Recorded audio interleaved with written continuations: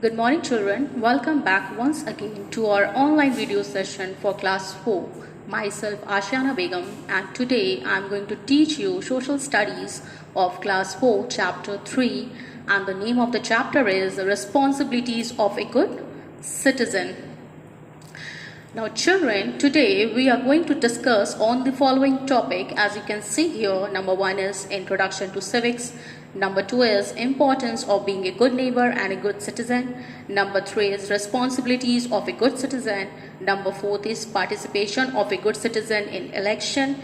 And number 5 is Caring for public and private places. So children, let us begin with our first topic, that is Introduction to Civics. Now the word civics has been derived from the Latin word civicus, which means citizen. So therefore civics can be defined as the study of human rights and the duties of a citizen. Now children, who is a citizen? Now a citizen is a member of a particular country. For example, as we are living in India, so we are the citizen of India. Now why do you think it is important to study civics? Now the study of civics is important because it helps us to understand the work of the government. As we know that our government has framed certain rules and regulations for people of the country, and these rules and regulations were made to keep our country as a developed and healthy nation. So being a good citizen, it is our responsibility to follow social ethics. So by social ethics in a civics sense, we means like showing respect to others, taking care of the public properties, and also keeping our surrounding clean. By public property, we mean the property which belong to all of us living in the society. For example, roads, public transports, schools, hospitals, libraries, etc. Now we will be moving to our second topic, that is importance of being a good neighbor and a good citizen. Now children, who is a neighbor? So we all know that the person who live near us or nearby our house, they are called our neighbor. So what are the responsibilities of a good neighbor? Now a good neighbor are social and friendly. Good neighbor are also trustworthy because they protect our home when we are away.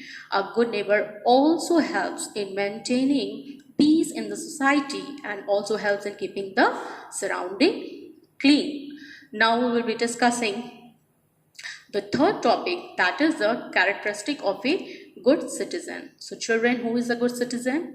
A good citizen is a person who helps the people of the country and also respects the laws that has been framed by our government. So some of the good qualities of a good citizen are responsible, compassionate, trustworthy, and courageous.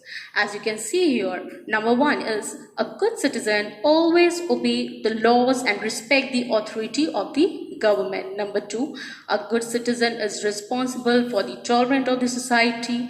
A good citizen is also responsible toward the public and the private property. A good citizen is trustworthy, honest, and show self-sacrifice for the nation.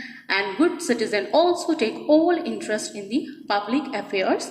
And a good citizen also love his or her country and show patriotism. Now we will be moving to the next topic, that is the responsibilities of a good citizen. So children, as we know that a good citizen is a blessing to the society because he or she perform the duties and also respects the laws that has been made by our government. But there are certain roles and responsibilities that each and every citizen has to perform. Now what are they? As you can see here, a good citizen helps the people of the country and respects the laws formed by the government. A good citizen also pays the taxes to the government, and these taxes are utilized by the government for the development of our nation. Now good citizens also maintain good relations with the neighbors and participate in various social and cultural activities. A good citizen doesn't waste electricity and resources of the government. So a good citizen is also responsible, compassionate, trustworthy, and courageous. Now children, as we know that a good citizen has to perform some roles and duties for the development of our nation. Now, what are they? Number one is the participation of a good citizen in elections. Now, what are elections? Elections are held in every democratic country to healthy government. As India is a democratic country, by democratic country we mean that country where the people have the decision-making power of choosing their own leader or the government. So a good citizen, what he or she has to do. Now, since we know that being a good citizen, it is our responsibility. Now, being a citizen of India, we have got the privilege of our voting rights. But children, you should always keep in our mind that we should always elect for an honest and a good government, because the future of our country lies in our vote. Now we will be moving to the last topic, that is taking care of the public and the private places.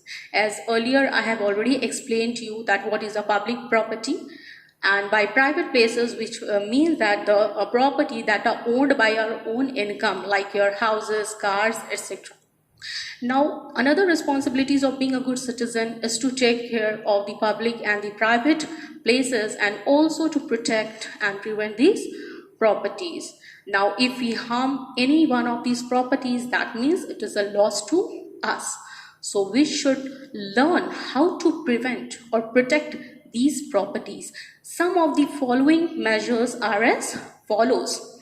Now, number one, we should keep a watch on the unlawful activities against the public properties by bad people. By bad people, here we mean the people who violate the rules or the laws that has been made by the government. Number two, we should inculcate good social activities in our children. Now, children, what do we mean by good social activities? Now, the good social activities are like throwing the waste or litter in the dustbin. Do not avoid scribbling on the walls of the public places, or avoid spitting on the wall of the public places, etc. Number third is the awareness program should be implemented in our localities or city for the protection of the public property. For example, there is one Regulation Act of 1984 in which it is declared that it is related that if anyone who is going to damage this public property will be penalized with an imprisonment of 10 years. So if these type of awareness programs are implemented in our locality or society, then we will be able to prevent our public property.